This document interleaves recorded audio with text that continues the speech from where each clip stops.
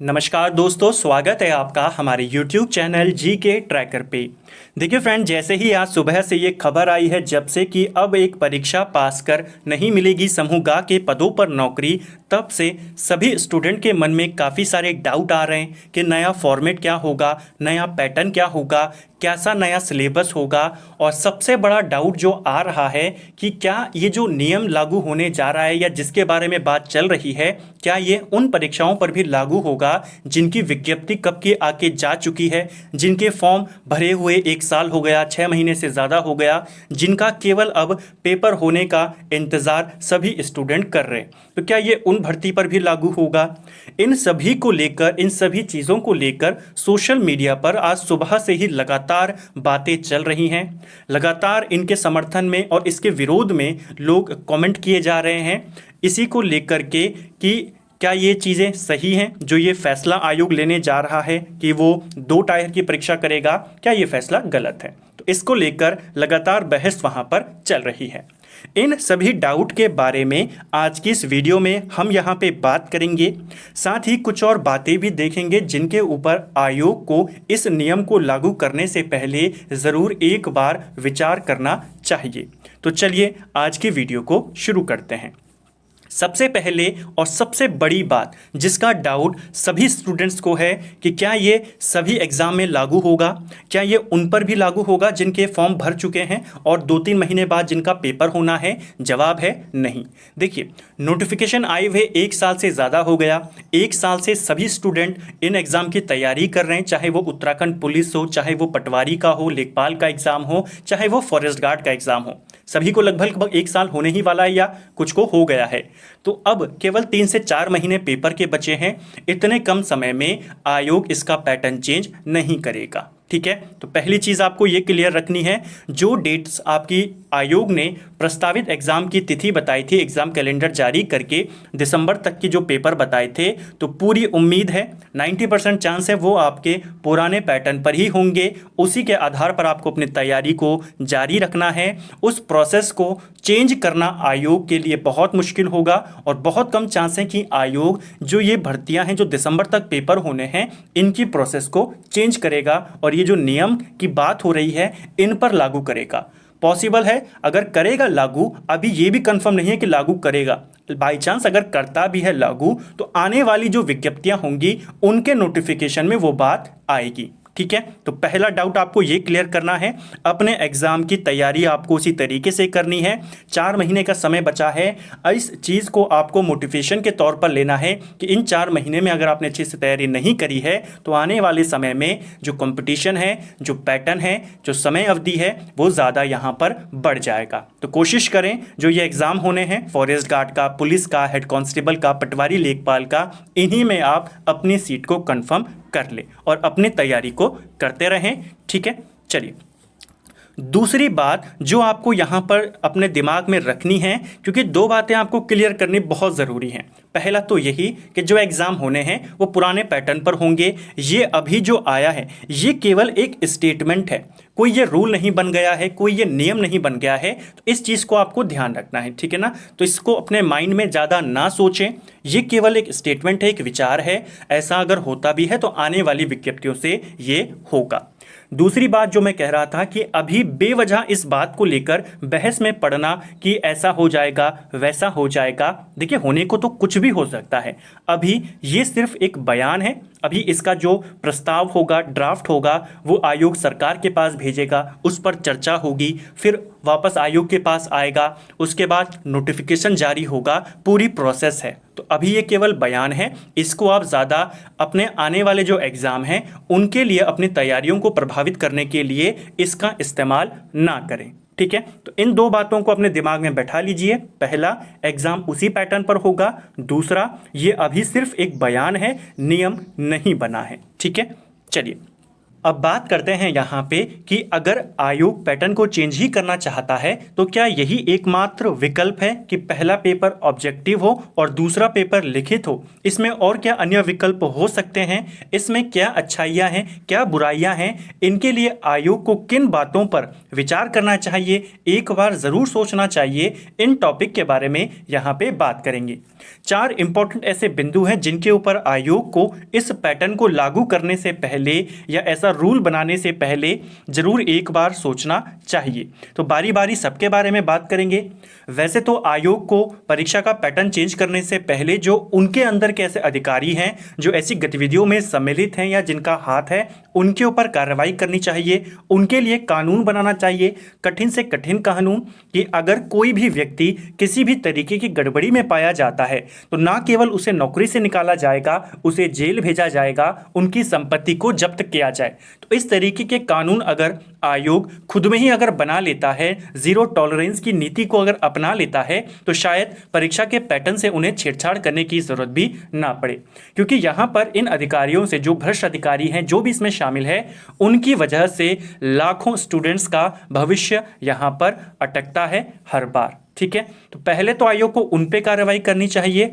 उसके बाद भी अगर आयोग और पारदर्शिता लाने के लिए 2 टायर में एग्जाम को कराना चाहता है तो उनके लिए उनके पास और क्या क्या विकल्पों पर उनको विचार करना चाहिए एक बार, जिससे स्टूडेंट्स का भी नुकसान ना हो और आयोग की जो विश्वसनीयता है वो भी बनी रहे।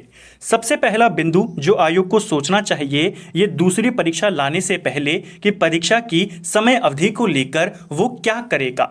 जैसे आप जानते हैं अभी एक ऑब्जेक्टिव पेपर होता है तो उसे ही कराने में 1 साल का समय लग जाता है। ठीक है, नोटिफिकेशन आता है और लगभग 1 साल के बाद उसका जो ऑब्जेक्टिव है वो हो पाता है।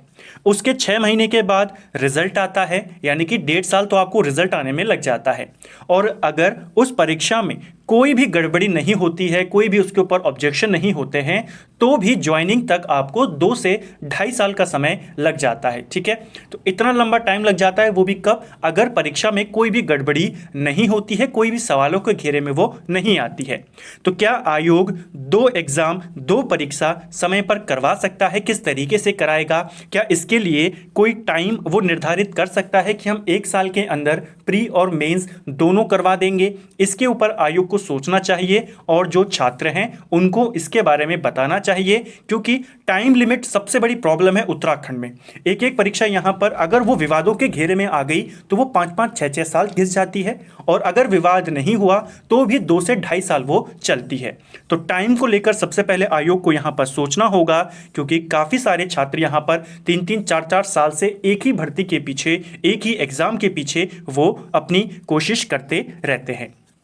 एक और चीज़ टाइम को लेकर के, अभी तक ऑब्जेक्टिव होता था, जो OMR चेक होती थी वो कंप्यूटर के माध्यम से होती है। अब अगर लिखित परीक्षा होगी तो उसको चेक करने के लिए जो विशेषज्ञ होंगे उनको और ज़्यादा टाइम लगेगा। तो इसके बारे में आयोग को ज़रूर सोचना चाहिए कि जो परीक्षा अब ज़्यादा लंबी ना खिंचे इस 2 टायर की करने से। ठीक है, तो पहला बिंदु इसके बारे में, समय की अवधि के बारे में आयोग को ज़रूर सोचना चाहिए और एक टाइम पीरियड बनाना चाहिए। दूसरी बात जो यहाँ पर आयोग को जो दूसरा बिंदु है जिसके बारे में विचार ज़रूर करना चाहिए वो है जो आयोग के सुप्रसिद्ध विशेषज्ञ हैं उनके ऊपर जैसे ही कोई ऑब्जेक्टिव का रिजल्ट आता है उनके ऊपर सवाल उठने शुरू हो जाते हैं। क्योंकि जो एग्ज़ाम में जो उत्तर जब वो आंसर की जारी करते हैं, एग्ज़ाम के बाद जो 2-3 दिन के बाद आती है उसमें आंसर कुछ और होता है, जब फाइनल रिजल्ट आता है उसमें आंसर कुछ और होता है। एक क्वेश्चन का एग्ज़ाम किसी परीक्षा में अलग होता है, वही प्रश्न दूसरी परीक्षा में उसका उत्तर गलत हो जाता है। तो इस तरीके के जो प्रॉब्लम्स आती हैं, वो जो MCQs होते हैं ऐसे प्रश्नों में, तो क्या आयोग इसके बारे में सोच सकता है? इसके बारे में उसे सोचना चाहिए कि जो ऑब्जेक्टिव वाला पेपर होगा और उसके बाद जो डिस्क्रिप्शन होगा उसमें ये समस्या ना आए, और विशेषज्ञों की जो विश्वसनीयता है, क्योंकि यहाँ पर उनका भी रोल बढ़ जाएगा। क्योंकि पहले तो आपको केवल जो चलता था वो बाइनरी सिस्टम पे चलता था कि अगर सही है तो 0, सही है तो 1 और गलत है तो 0।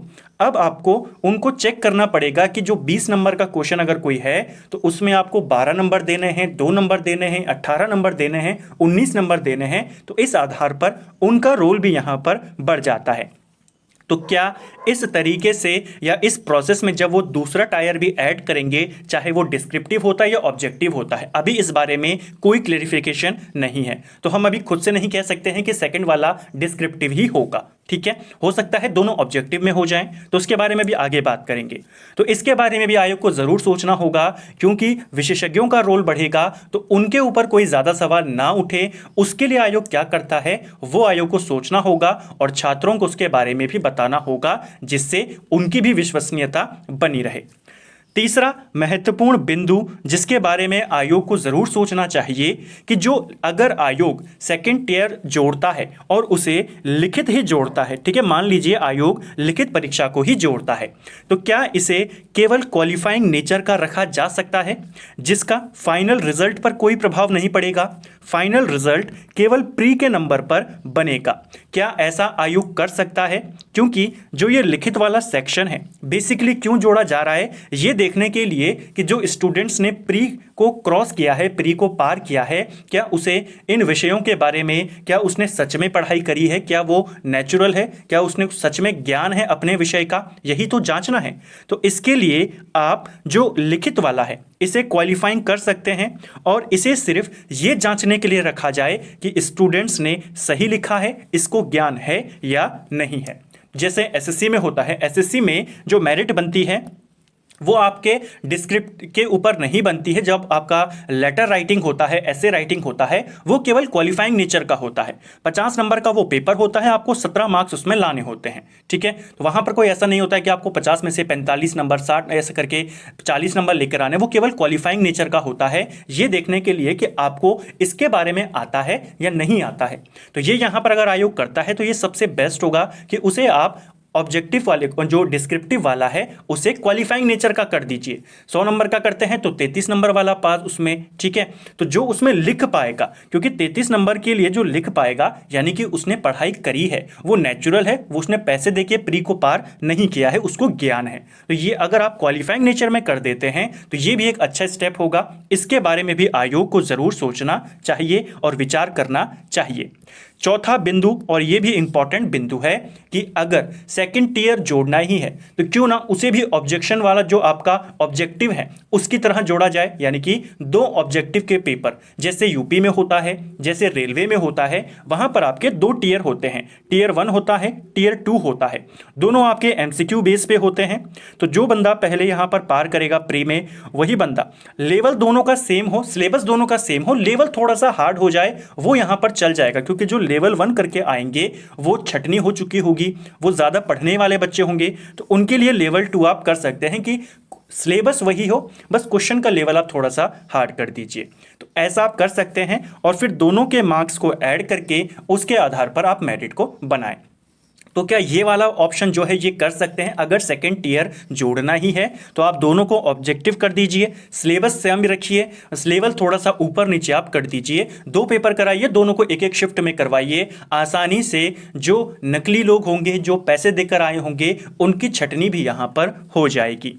तो ये थे फ्रेंड्स 4 महत्वपूर्ण जो बातें जिनके बारे में आयोग को एक बार ज़रूर विचार करना चाहिए। अगर आप इन विचारों, जो मैंने आपको बिंदु बताए, इनसे सहमत हैं तो कमेंट बॉक्स में ज़रूर बताएं, या अगर आपका कोई अदर सुझाव है, अगर आपकी कोई सलाह है, कोई अलग इंपॉर्टेंट बिंदु है, तो वो भी आप कमेंट बॉक्स में बता सकते हैं। तो फ्रेंड्स ये था इस वीडियो में इतना ही। लास्ट में सिर्फ एक ही बात बोलूँगा, अभी इस बारे में ज़्यादा बातें ना करें, अभी ये सिर्फ बयान है, नियम अभी नहीं बना है। जब बनेगा, ऑफिशियल नोटिफिकेशन आएगा, उसमें सारी बातें होंगी। तब तक अपनी तैयारियों को उसी तरीके से कंटिन्यू रखिए। जो आपके पेपर होने हैं अगले 3 से 4 महीने में, वो सब आपके 1 डे एग्जाम ही होंगे, पुराने पैटर्न पर ही होंगे, जिसकी तैयारी आप पिछले 1 साल से कर रहे हैं। तो उनकी तैयारियों को प्रभावित ना होने दें, उन पर ज़्यादा फोकस करें। ये चीज़ आपके हाथ में नहीं है, आयोग इस पर करेगा, फैसला लेगा। जब वो नोटिफिकेशन जारी करे उसके बाद ही इसके बारे में कुछ कहना या बोलना ज़्यादा सही है। तो अभी आप आयोग को अपना काम करने दें, आप अपना काम करें, जो आपका काम है अपनी पढ़ाई को कंटिन्यू करें और कोशिश करें कि जो दिसंबर तक आपके पेपर होने हैं, बहुत सारी वैकेंसीज हैं, इनमें आप किसी ना किसी में अपनी एक सीट को पक्की कर लें। उम्मीद करता हूं आपको वीडियो अच्छा लगा होगा। वीडियो अगर आपको पसंद आई है, ये सारे जो पॉइंट्स मैंने आपको बताए अगर आपको सही सही लगे हैं, आप भी इनसे सहमत हैं, तो कमेंट बॉक्स में ज़रूर बताएं। वीडियो को लाइक ज़रूर करें और अपने दोस्तों के साथ वीडियो को शेयर भी ज़रूर करें। Thank you friends.